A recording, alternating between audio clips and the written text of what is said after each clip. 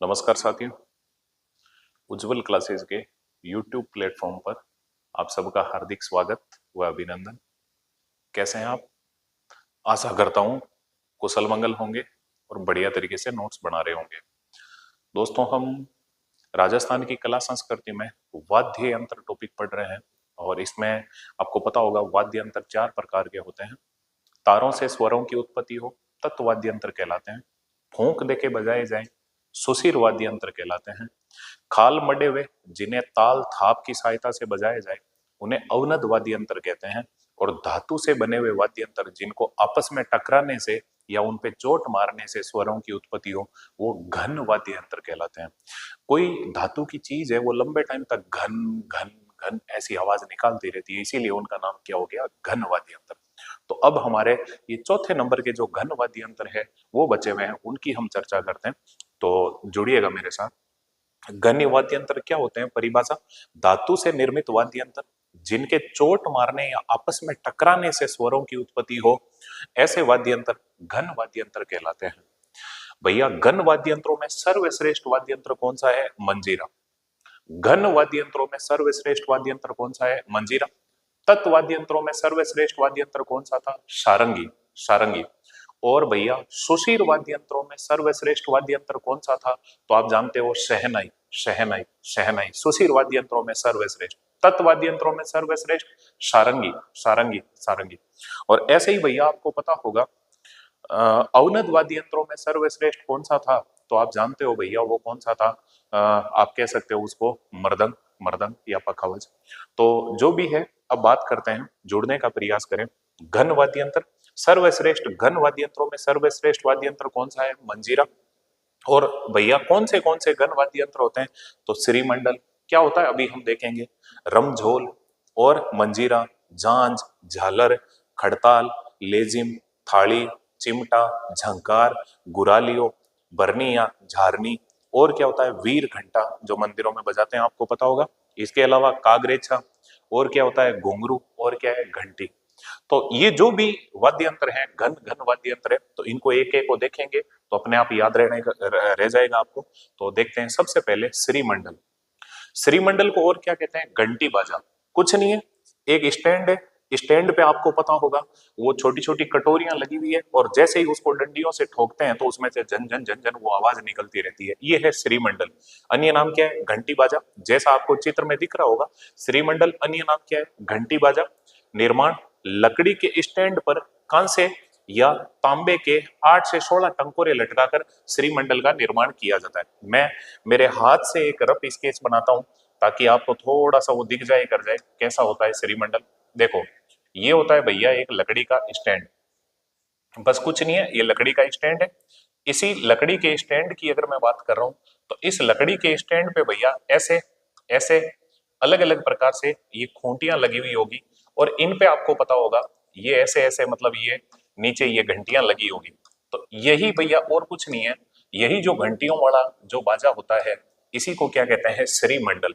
अब इस पे चोट मारेंगे तो आपस में ये जो टोकरियां हैं, घंटियां हैं, ये आपस में आवाज निकालती चलेगी। तो ये है श्रीमंडल। तो लकड़ी के स्टैंड पर कांसे या तांबे के 8 से 16 टंकोरे लटका कर क्या बनाया जाता है? श्रीमंडल। और इसकी आकृति कैसी होती है? झाड़ी के समान। आपको पता होगा जो छोटी झाड़ी होती है ना, जैसे बेर की झाड़ी या किसी और की जो झाड़ी है, ऐसे ही तो उसके पत्ते लटके हुए होते हैं। तो इसकी आकृति है झाड़ी के समान। श्रीमंडल कब बजाते हैं? तो वैवाहिक अवसरों पर या विशेषकर बारात की जब निकासी होती है उस टाइम में बजाया जाता है। वैवाहिक अवसरों पर क्या बजाते हैं भैया? श्रीमंडल। श्रीमंडल कैसा वाद्य यंत्र है? तो आप बता सकते हो घन वाद्य यंत्र। इसमें ये आपस में टंकोरे टकराते रहते हैं, इससे आवाज निकलती रहती है। और राजस्थान के लोक वाद्यों में श्रीमंडल बहुत पुराना वाद्य यंत्र माना जाता है, राजस्थान के लोक वाद्यों में। और इसे लकड़ी की 2 डंडियों से बजाया जाता है। लकड़ी की 2 डंडियां होगी, ठोकते जाएंगे और इसमें से टन टन टन टन वो अलग आवाज निकलती जाएगी। इसमें पीतल, कांसे या तांबे के 8 से 16 चांद की आकृति के टंकोरे होते हैं। ये अर्ध चंद्राकार या चांद जैसे ये टंकोरे होते हैं। बस इतना सा याद रखना, लकड़ी की स्टैंड पे 8 से लेके 16 तक टंकोरे लटकाए जाते हैं और डंडियों से बजाया जाता है और वैवाहिक अवसर पे बजाया जाता है। ये कौन सा वाद्य यंत्र हो गया भैया? श्रीमंडल।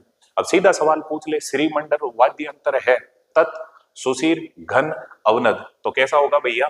घन वाद्य यंत्र। तो ये दिमाग में रखना, ये वाद्य यंत्र हो गया श्रीमंडल। अब हम देखते हैं रमझोल। कुछ नहीं है, मैं वो तो आपको चित्र तो दिख ही रहा है, लेकिन मैं हाथ से बना दूं।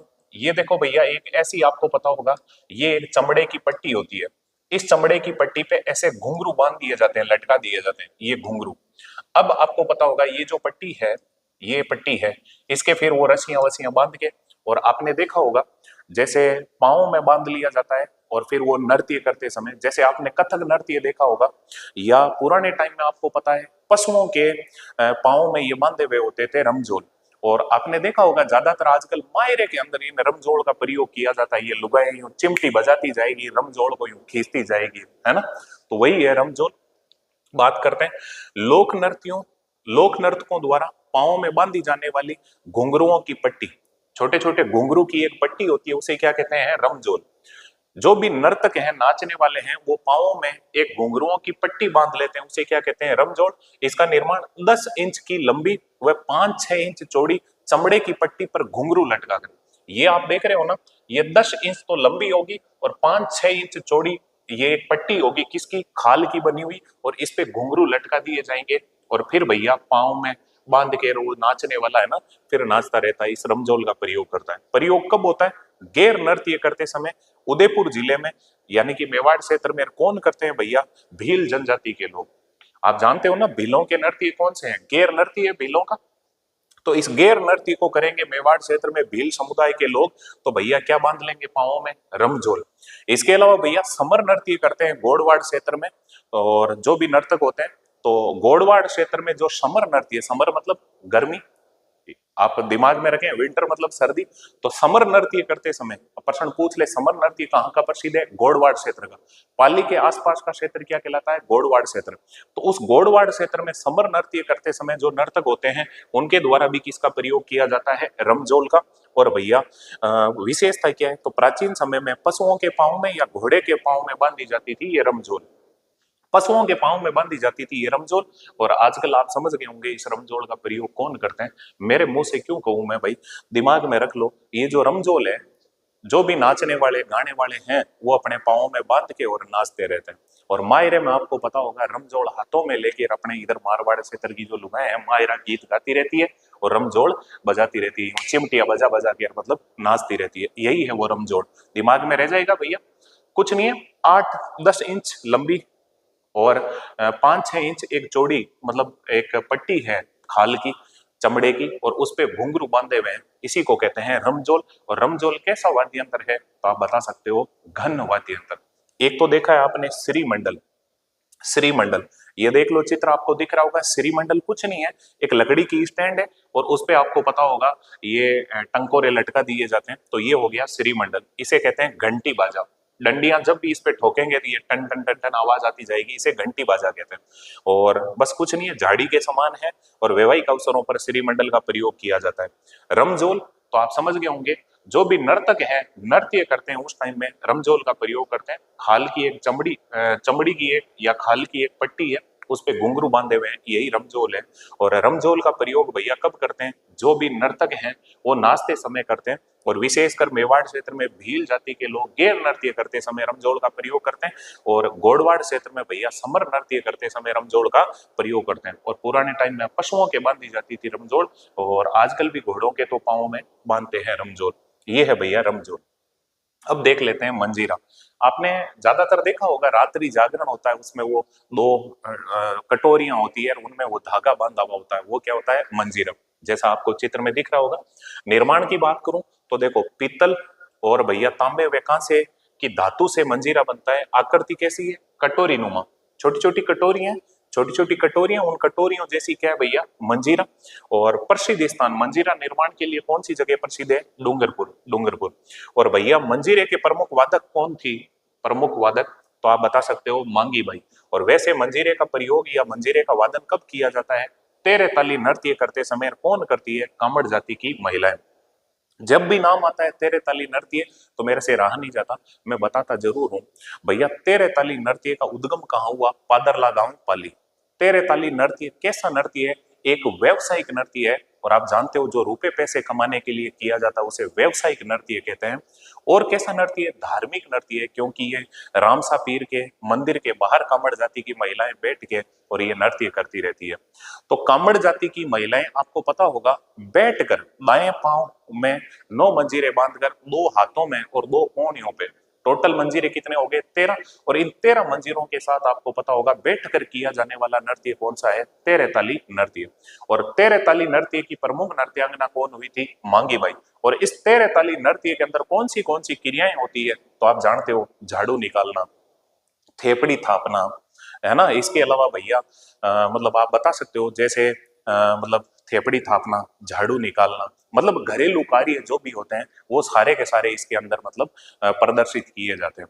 तो ये तेरे ताली नृत्य की बात कर रहा हूँ। कामड़ जाति की महिलाएं जब तेरे ताली नृत्य करती है तो किस वाद्य यंत्र का प्रयोग करती है? मंजीरा।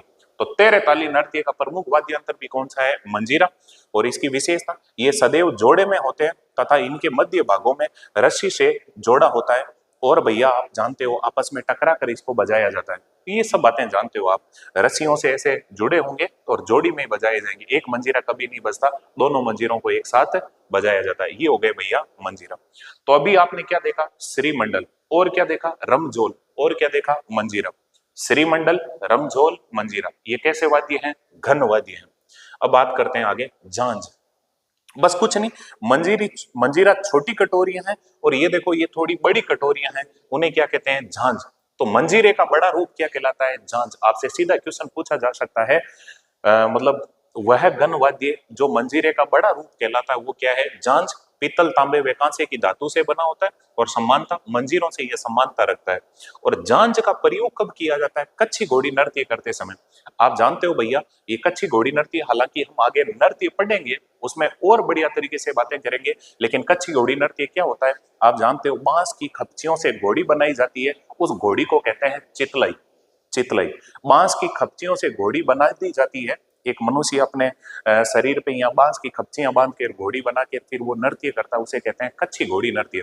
आप जानते हो भैया, कच्छी घोड़ी नृत्य कहाँ का प्रसिद्ध है? शेखावाटी क्षेत्र का प्रसिद्ध है और अपने कुचामन क्षेत्र का प्रसिद्ध है। शेखावाटी से टच में कुचामन ही आता है, तो डीडवाना कुचामन और शेखावाटी क्षेत्र का कच्छी घोड़ी नृत्य प्रसिद्ध है। और विवाह के अवसर पर किया जाने वाला नृत्य कौन सा है भैया? कच्छी घोड़ी नृत्य। वैवाहिक अवसरों पर यह कच्छी घोड़ी नृत्य किया जाता है। इसके अलावा बात कर रहा हूं भैया, कच्छी घोड़ी जब भी नृत्य किया जाएगा तो कच्छी घोड़ी नृत्य शेखावाटी क्षेत्र का ही प्रसिद्ध है। और कच्छी घोड़ी नृत्य में किस वाद्य यंत्र का प्रयोग करेंगे? तो आप बता सकते हो, झांझ। मंजीरे का बड़ा रूप क्या कहलाता है? झांझ। और झांझ की बात करें तो इसका प्राचीन नाम क्या था? कांस्य ताल। कांस्य की बनी हुई है ताल, आपस में ही ठोकते रहते हैं। मंजीरे थोड़े छोटे होते हैं, ये कांस्य ताल बड़ा होता है। तो भैया झांझ का अन्य नाम क्या है? कांस्य ताल। ये प्रश्न आपसे पूछा जा सकता है, प्राचीन समय में कांस्य ताल किस वाद्य यंत्र को कहते थे? तो ऑप्शन में हो सकता है मंजीरा, झांझ। तो आपको क्या बताना है? झांझ। यह मंजीरे का बड़ा रूप क्या कहलाता है? झांझ। आपको आराम से याद रह जाएगा। अब बात करते हैं भैया झांझ के बाद में झालर। आपने देखा होगा मंदिरों के अंदर, आपने देखा होगा भैया, एक तो होता है ऊपर का घंटा, एक आपने देखा होगा भैया पुजारी जी का हाथ में होता है घंटा। इसके अलावा आपने देखा होगा एकदम धातु की प्लेट होती है और उसमें छेद करके उसको डंडी से ही ठोकते रहते हैं, वो क्या है भैया? झांझ। आपने देखा होगा स्कूल में, आपको पता होगा जब कालांश चेंज होता है, पीरियड चेंज होता है या छुट्टी होती है तो क्या बजाते थे? किसी ना किसी पेड़ के नीचे लटकाया हुआ होता था, एक बस प्लेट होती थी धातु की, उसमें से छेद करके तार से बांधा हुआ उसके जोर से डंडे की मारते थे। तो वही झांझ है भैया, मतलब सॉरी, झालर है भैया। तो वो झालर है, मंदिरों में बजाई जाती है, आप समझ गए होंगे। झांझ तो आप समझ गए ना, झांझ क्या होता है? झांझ तो ये मंजीरों का बड़ा रूप है। और झालर आप समझ गए होंगे, मंदिरों के अंदर भैया घंटी नहीं, घंटी अलग चीज है। और मैं ऐसे बता दूं आपको, ये देखो ये एक गोल गोल ऐसी प्लेट है और इसमें यहाँ एक छेद किया हुआ है, यहाँ से तार निकाल लिया और ये तार यहाँ डंडी के, या मान लो आप रख सकते हो इसको हाथ में पकड़ के एक डंडी से बजा रहे हो, बस यही क्या है भैया? झालर। झालर। अपने मारवाड़ी में झालर और किसी को भी कहते हैं ए झालर, है ना। तो वो झालर, ये दिमाग में रखना। उसे झालर क्यों कहते हैं? क्योंकि वो बजती रहती है पूरे दिन ही, पकर पकर, तो इसलिए कहते हैं झालर। तो दिमाग में रखो, झालर तांबा, पीतल व जस्ते की मिश्र धातु की मोटी परत होती है और इसकी आकृति कैसी है? छोटी थाली के समान होती है। और इसका वादन कब होता है? प्रातः व साय आरती के समय। और कहाँ होता है? मंदिरों में।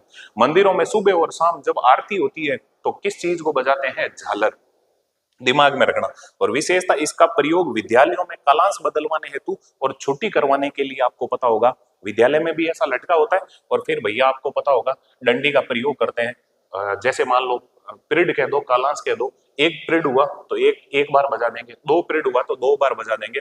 और ज्यादातर इसका प्रयोग मंदिरों में होता है और विद्यालयों में भी करते हैं। और कभी कभार भैया इसका प्रयोग जब बैकुंठी निकालते हैं, कोई भैया मतलब मोक्ष प्राप्ति हो जाती है किसी को, या किसी का निधन हो जाता है, जब उसकी बैकुंठी निकालते हैं तो भैया आपको पता होगा किस चीज का प्रयोग करते हैं, तो झालर का प्रयोग करते हैं, है ना। दिमाग में रह जाएगा भैया। कुछ नहीं है, एक मतलब तांबा पित्तल और जस्ते की मिश्र धातु है, मोटी सी ऐसी, और गोल गोल कटा हुआ है बस, और छोटी थाली के समान बस कटी हुई ये होती है, और इसको ठोकते रहते हैं। ये है झालर, मंदिरों में बजाते हैं भाई सुबह शाम।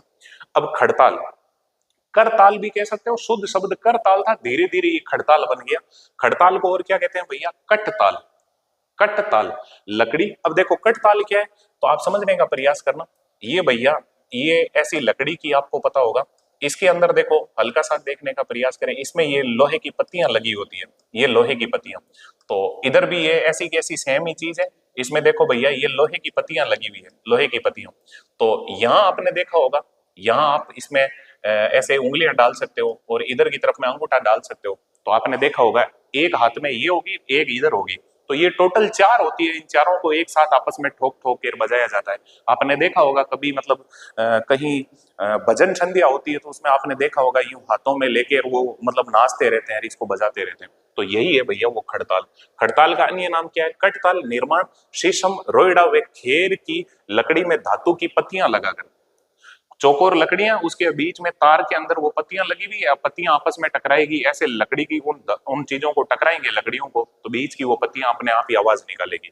वादन पश्चिमी राजस्थान में मांगणियार जाति के लोग खड़ताल का वादन करते हैं। प्रमुख वादक, इंपोर्टेंट बात है, सदीक खां मांगणियार। आपसे पूछ ले खड़ताल का जादूगर कौन था? सदीक खां मांगणियार। और कौन है? गाजी खान। वरना याद रह जाए तो ठीक है, नहीं तो गाजी खान। और कौन है? गफूर खान। गाजी खान, गफूर खान। लेकिन सबसे इंपॉर्टेंट बात है भैया, खड़ताल का प्रमुख वादक या खड़ताल का जादूगर कौन कहलाता है? सदीक खां मांगणियार। और विशेषता क्या? इसे दोनों हाथों में दो दो खड़ताल के टुकड़ों को परस्पर टकरा कर ध्वनि उत्पन्न की जाती है या बजाया जाता है। तो दो तो इसमें होगी, दो इसमें होगी, और उनको आपस में टकराएंगे तो इससे ये पत्तियां आपस में टकरा टकरा के आवाज निकलेगी। यही क्या कहलाता है? खड़ताल। और भैया इसका जादूगर कौन है? सदीक खां मांगणियार। सदीक खां मांगणियार, याद रखना। ये खड़ताल हो गया भैया। अब देखते हैं लेजिम। लेजिम कुछ नहीं होती, एक मतलब धनुषाकार लकड़ी है, उसके तार बंधा हुआ है, उस तार में वो पत्तियां हाथ में ठोकते रहते हैं, तो वही क्या है भैया? लेजिम। तो देखो बांस की धनुषाकार लकड़ी में लोहे की जंजीर बांधकर, लोहे का एक तार है और उसमें पित्तल की छोटी छोटी गोलाकार पत्तियां लगाकर, और विशेष ये लेजिम गरासिया जनजाति का प्रमुख वाद्य यंत्र माना जाता है, और इसे हिलाने पर झनझनाहट की आवाज आती है। तो दिमाग में रखना, गरासिया जनजाति का जो प्रमुख वाद्य यंत्र है वो कौन सा है भैया? लेजिम। लेजिम कुछ नहीं है, देखो मैं मेरे हाथ से भी एक चित्र बना दूं, वो दिख तो रहा होगा आपको। बस ये इसमें ये पत्तियां हैं, यहाँ पे ये पत्तियां लगी हुई है, ठीक है, और इसको आपस में ही ठोकेंगे तो इसमें से आवाज निकलती जाएगी। ये क्या है भैया? लेजिम। लेजिम याद रह जाएगा। इसके अलावा भैया आपने देखा होगा खड़ताल। इसके अलावा अगर मैं बात करूं भैया, ये हो गई झालर। इसमें आपको पता होगा ये लकड़ी की डंडी है, और इस लकड़ी की डंडी से यहाँ पे ऐसे चोट मारते जाएंगे, ये है झालर। इसके अलावा भैया और देखें अपन ने, झांझ। तो आप समझ गए होंगे, मंजीरे थोड़े छोटे होते हैं और ये झांझ है ये जो थोड़ी सी बड़ी होती है, ये बस यहाँ मतलब ये रस्सी मान लो, और ये बड़े बड़े मतलब थोड़ा सा देखने का प्रयास करें तो ये रस्सी है, मान लो यहाँ से जुड़ी हुई है रस्सी, ठीक है, और इधर यहाँ बीच में जुड़ी हुई है रस्सी, ठीक है, और ये बड़ी बड़ी है, ये है झांझ। मंजीरे थोड़े छोटे होते हैं, ये बड़ी झांझ है, ठीक है। और झांझ, झालर, इसके अलावा भैया खड़ताल, और अब बात करते हैं लेजिम, और इसके अलावा बात करें भैया थाली। अब तुम जानते हो थाली, ये अपने स्टील वाली थाली नहीं बजाते, कांसे की थाली होती है। तो देखो थाली का निर्माण किससे होता है? कांसे की धातु से। और इसका वादन कब किया जाता है? पुत्र जन्मने पे। देखो भैया मैं तो ये कह रहा हूं, चाहे पुत्र जन्मे चाहे पुत्री जन्मे, चाहे थाली बजाओ न चाहे मतलब तुम खारी बजाओ, इससे कोई फर्क नहीं पड़ना। ये पुरानी परंपरा है बस।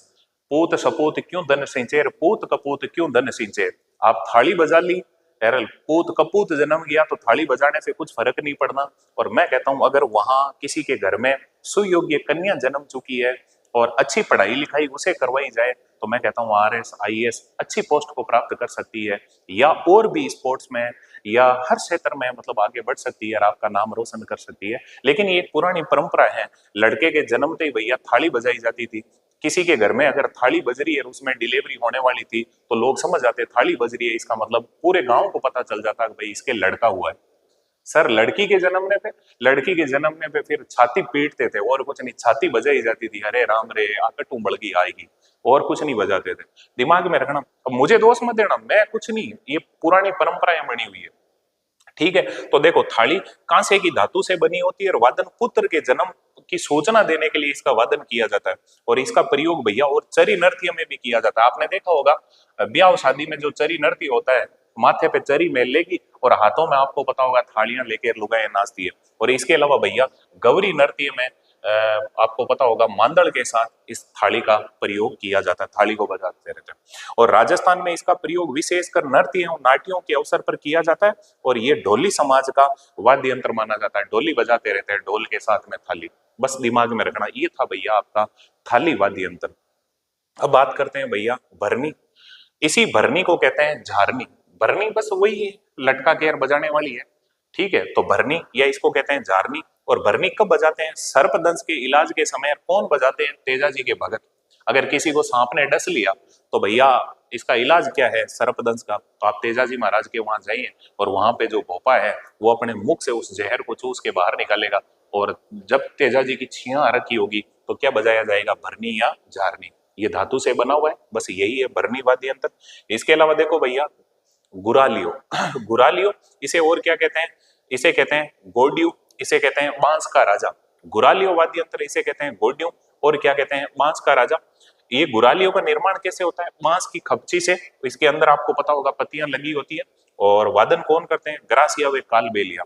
और इसके अलावा बात करें झंकार, तो लोहे की छोटे गोटे नुमा।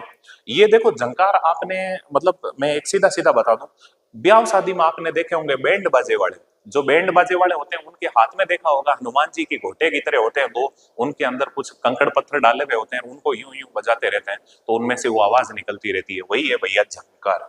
तो देखो इसका प्रयोग कौन करते हैं? बैंड बाजे वाले। और कब करते हैं? वैवाहिक अवसरों पर। तो आप आराम से समझ गए होंगे ये है झंकार। झंकार मतलब आप समझ गए होंगे, थोड़ा सा देखने का प्रयास करें। मेरे से हूबहू तो नहीं बन पाएगा, लेकिन फिर भी मैं एक प्रयास करता हूं। देखो ये है एक तरह का झंकार, तो आप समझ सकते हो, भले ही ऊपर से गोटे की तरह नहीं करो तो भी कोई दिक्कत नहीं है। ये मान लो ये, और आपने नोट किया होगा इसमें कुछ कंकर वंकर कुछ डाले हुए होते हैं, तो सेम ऐसा ही आप देख सकते हो इधर की तरफ भी। तो ये दोनों हाथों में ले लेते थे और इनको फिर यूं बजाते रहते थे, ये है भैया झंकार।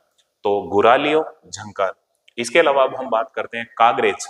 लोहे की धातु से बना होता है, चंवर या ब्रुश के समान होता है, और वादन कब करते हैं? तो देवताओं की स्तुति या धार्मिक आयोजन के समय इसका वादन किया जाता है। और कहाँ किया जाता है? वागड़ क्षेत्र में या छप्पन के मैदानी क्षेत्र में। आप जानते हो भैया बांसवाड़ा व डूंगरपुर क्षेत्र को, बांसवाड़ा या डूंगरपुर का जो सम्मिलित क्षेत्र है उसे क्या कहते हैं? वागड़। अब वागड़ नाम आ गया तो आपको पता होना चाहिए वागड़ की गंगा किसे कहते हैं? माही नदी को। वागड़ का गांधी किसे कहते हैं? भोगीलाल पांड्या को। वागड़ बा किसे कहते हैं? तो आप बता सकते हो भैया वागड़ बा है मणि बहन पांड्या। और वागड़ की मीरा किसे कहते हैं? गौरी बाई को। और ऐसे ही अगर मैं बात करूं तो भैया वागड़ का गांधी वगैरह हो गया। वागड़ का धनी किसे कहते हैं? तो संत मावजी को। दिमाग में रखना, वागड़ का धनी तो है संत मावजी, लेकिन मांगड़ का धनी कौन है? मांगड़ का धनी बापे बिंदी, मांगड़ का धनी कौन कहलाता है? वो है शक्कर पीर या नरहड़ का पीर। दिमाग में रखना, मांगड़ का धनी है शक्कर पीर बाबा, जबकि वागड़ का धनी कौन है? संत मावजी। वही संत मावजी जिनकी रचनाएं कहलाती है चोपड़ा चोपड़ा। वही संत मावजी जिन्होंने बेणेश्वर धाम की स्थापना की थी, आपको पता होगा सोम माही जाखम, 3 नदियों के त्रिवेणी संगम पर। तो अब मैं ज्यादा बात नहीं करूं, आप जुड़ने का प्रयास करें। ये कागरेज है, लोहे की धातु से बना है, चंवर या ब्रुश के समान होता है, देवताओं की स्तुति या धार्मिक आयोजन के समय वागड़ क्षेत्र में या छप्पन के मैदान में भील समुदाय के लोग कागरेज को बजाते हैं। भैया ये छप्पन का मैदान क्या है? तो आप जानते हो भैया बांसवाड़ा वह प्रताप के गढ़ के मध्य 56 नदी नालों का समूह है। जबकि एच एम सक्सेना की जो किताब है, हरिमोहन सक्सेना की किताब है, उसमें लिखा हुआ है बांसवाड़ा वह प्रतापगढ़ के मध्य 56 गांवों का जो समूह है वो कहलाता है 56 का मैदान। जो भी हो, बांसवाड़ा और प्रतापगढ़ के मध्य का क्षेत्र क्या कहलाता है? 56 का मैदान। लेकिन भैया आपको पता होना चाहिए 56 की पहाड़ियां कहाँ हैं? 56 की पहाड़ियां कहाँ हैं? उन्हीं 56 की पहाड़ियों के अंदर आपको पता होगा एक पहाड़ी है हल्देश्वर की पहाड़ी। हल्देश्वर की पहाड़ी, और उसी हल्देश्वर की पहाड़ी में एक गांव पड़ता है पीपलूद गांव, और पीपलूद गांव को कहते हैं मारवाड़ का माउंट आबू और राजस्थान का लघु माउंट। तो आप मुझे कमेंट में जरूर बताना ये 56 की पहाड़ियां किस जिले में स्थित है। खैर जो भी हो, अब हम बात कर रहे हैं कागरेज। दिमाग में रखना, भील समुदाय का एक वाद्य यंत्र है कागरेज। लोहे की धातु से बना हुआ है, चंवर या ब्रुश के समान है, और देवताओं की स्तुति या धार्मिक आयोजन के समय भैया वागड़ क्षेत्र या 56 के मैदानी क्षेत्र में कागरेज वाद्य यंत्र का प्रयोग करते हैं। कागरेज कैसा वाद्य यंत्र है? तो आपको पता होना चाहिए कैसा है, घन वाद्य यंत्र। अब बात कर लेते हैं और थोड़ा सा देखें, वीर घंटा। कुछ नहीं, आपने देखा होगा मंदिरों के अंदर, आपने देखा होगा भैया, हल्का सा देखने का प्रयास करें, अपन बात कर ही लेते हैं। ये जो पुजारी जी ने पुजारी जी के जो हाथ में होता है आपको पता होगा, ये जो पुजारी जी आपको पता होगा बजाते रहते हैं, ये है वीर घंटा। पुजारी जी आपने देखा होगा मंदिर के अंदर जो पुजारी जी हैं हाथ में पकड़ के और आरती करेंगे एक हाथ से, तो आपको पता होगा यूं, मतलब वो धूप ध्यान वाली जो आरती है उसको करते रहेंगे, रेख को बजाते रहेंगे, इसे कहते हैं वीर घंटा। तो निर्माण पीतल व तांबे की धातु से, और बनावट कैसी है? घड़ियाल जैसी। दिख रहा होगा आपको घड़ियाल जैसा। और मंदिरों में पुजारी द्वारा आरती के समय किसका प्रयोग किया जाता है? वीर घंटा। क्योंकि ये वीर है तभी तो भाई वीर घंटा कहलाएगा। देखो घंटा तो होता है वो मंदिर के ऊपर जो लटका हुआ होता है, और पुजारी जी जो छोटा सा आपने देखा होगा हाथ में लेके यूं बजाते रहते हैं, उसे क्या कहते हैं? वीर घंटा। और ये कैसा है भैया? घन वाद्य यंत्र। चिमटा देखा होगा साधु सन्यासियों ने, नाथ जोगियों के हाथ में देखा होगा आपने चिमटा, है ना? तो वो चिमटा भैया, चिमटा लोहे की मोटी पत्तियों से बना होता है। साधु संत इसको बजाते हैं और भजन कीर्तन के समय चिमटे को बजाते हैं। तो ये कुछ हमने भैया चिमटे को तो आप जानते हो यार, ये मतलब कुछ नहीं है कि ये यूं पत्तियां हैं बस, इनको आपस में मतलब बजाते रहेंगे, तो ये क्या कहलाता है भैया? चिमटा। और इसी के अंदर कई बार इस चिमटे के अंदर आपको पता होगा ये पत्तियां लगा लेते हैं, और तो इस चिमटे में से और अलग टाइप की आवाज निकलती रहती है। ये चिमटा साधु सन्यासियों द्वारा बजाया जाता है, भजन कीर्तन के टाइम बजाया जाता है। ये हो गया आपके सामने वीर घंटा। इसके अलावा देखो कागरेज, लोहे की धातु से चंवर या ब्रुश के समान बना हुआ होता है। और इसके अलावा देखो गुरालियो, तो आप समझ गए होंगे भैया, बांस की खपचियों के अंदर मतलब कुछ पत्तियां डाल के वो बनाया जाता है गुरालियो। और ये जो गुरालियो है ग्रासीय जनजाति और कालबेलिया जनजाति का है गुरालियो। और झंकार आप समझ गए होंगे, जो बैंड वाले होते हैं वो गोल गोल घोटों को हाथ में लेकर बजाते हैं, उसे क्या कहते हैं? झंकार। इसके अलावा देखो भरनी, आप समझ गए होंगे भैया, तेजा जी के भक्त जब सर्पदंश का जो विष उतारते हैं तो उस टाइम में क्या बजाते हैं भैया? भरनी। और इसके अलावा देखो थाली, आप समझ गए होंगे कांसे की थाली होती है और उसको बजाया जाता है पुत्र के जन्मने पर। थाली के अलावा लेजिम, आप समझ गए होंगे, एक धनुषाकार लकड़ी है उसमें पत्तियां डाली हुई है, उसको ठोक कर बजाते हैं तो उसे क्या कहते हैं? लेजिम।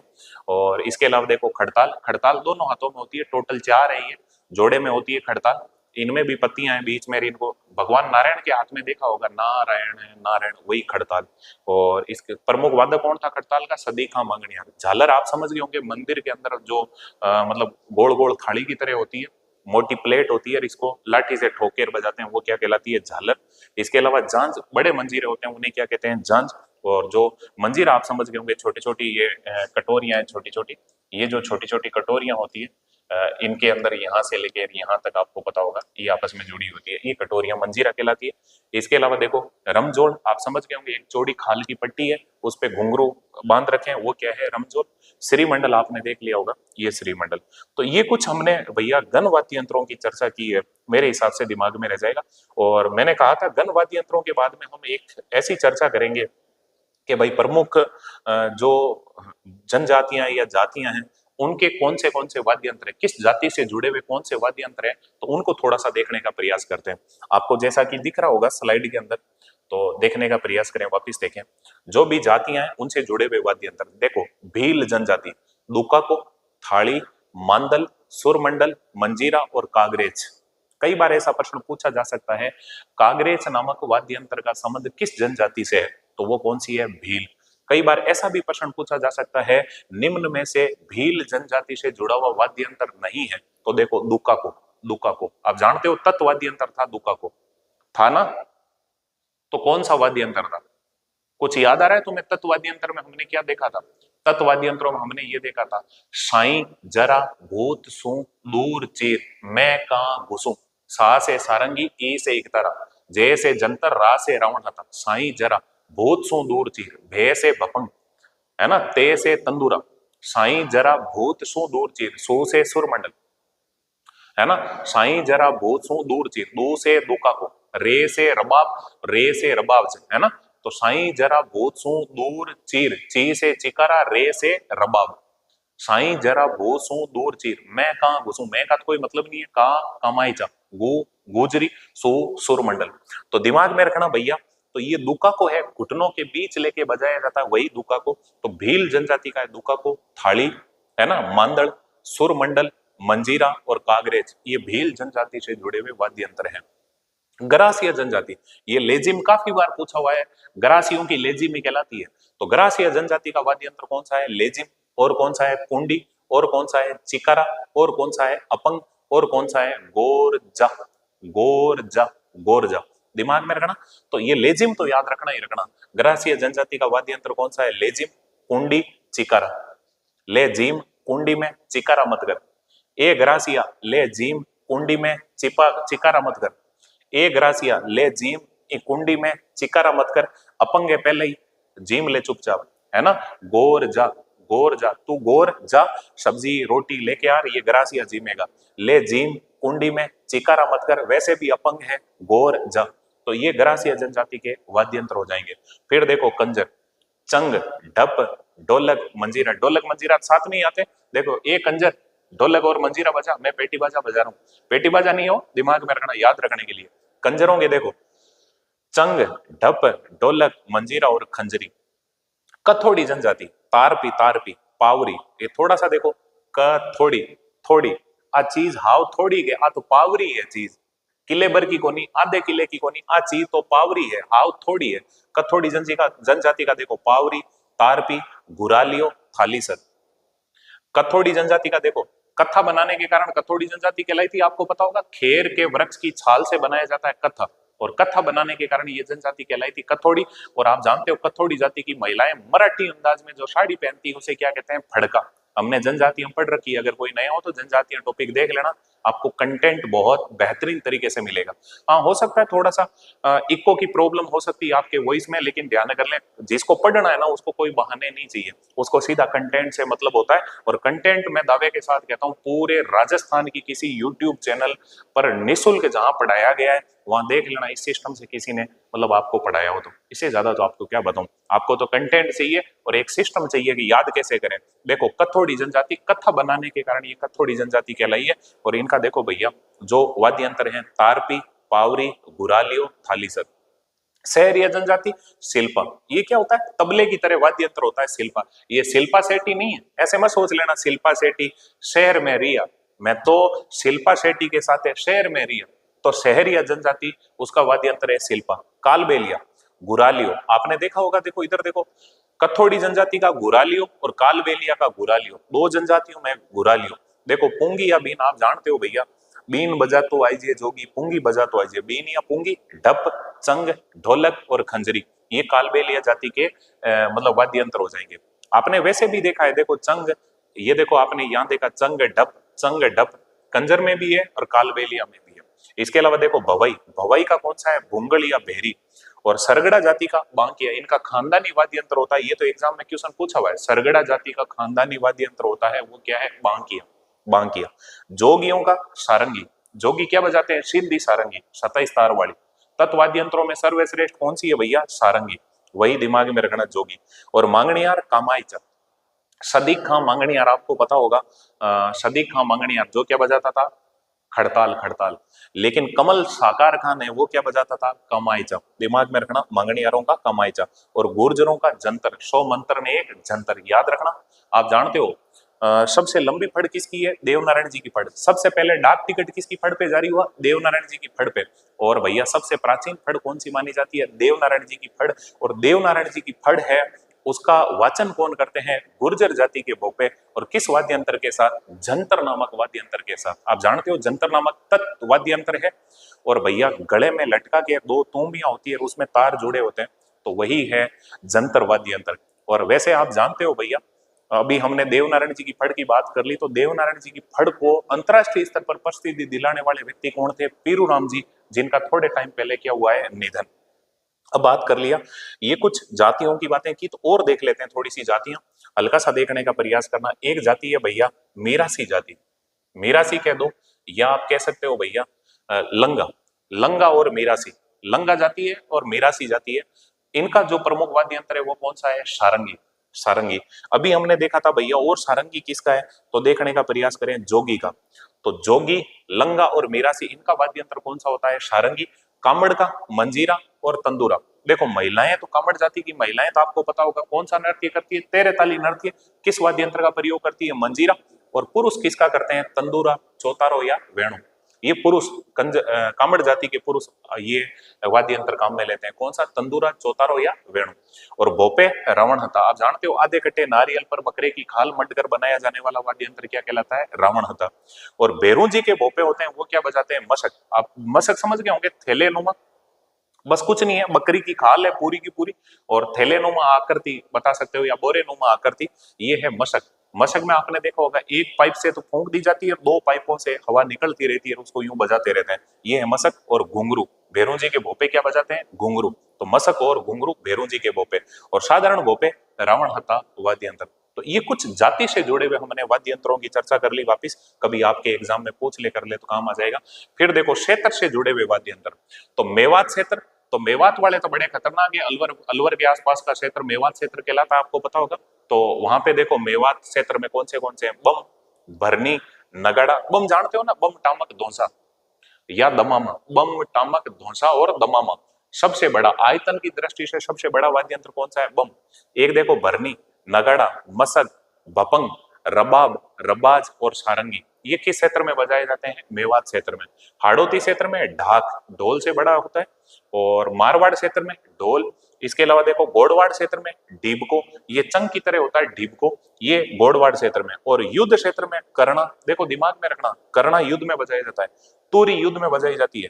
इसके अलावा देखो भेरी, रणभेरी कह सकते हो, भेरी या रणभेरी, तो ये भी युद्ध में बजाया जाता है। भूंगड़, भूंगड़, ये भी युद्ध में बजाया जाता है। इसके अलावा बिगुल, ये भी युद्ध में बजाया जाता है। और सिंगा और सिंगी, ये भी युद्ध में बजाए जाते हैं। तो आपसे पूछ ले युद्ध क्षेत्र में काम में लिए जाने वाले वाद्य यंत्र कौन से हैं? कर्ण, तुरी, है ना। देख मुंडो फिरियो तुरी, लड़ाई करनी है, चलो लड़ाई के लिए तुरी। इसके अलावा रणभेरी या भेरी और भूंगड़। इसके अलावा बिगुल, बिगुल बज गया, लड़ाई हो रही है ना। ये भूंगड़ देख क्या रहा है? लड़ने के लिए चल, भूंगड़, है ना, बिगुल। इसके अलावा सिंगा सिंगी, ये सब भैया युद्ध से जुड़े हुए ये कुछ वाद्य यंत्र थे। और ये कुछ पर्टिकुलर क्षेत्र से जुड़े हुए वाद्य यंत्र थे। तो जैसे कैसे हो सकते हैं एग्जाम की दृष्टि से क्वेश्चन आ सकते हैं, मैं आपको इतना कह सकता हूं, लगभग 99% अगर वाद्य यंत्रों में से कोई सवाल आएंगे अपने इन नोट्सों में से आ जाएंगे।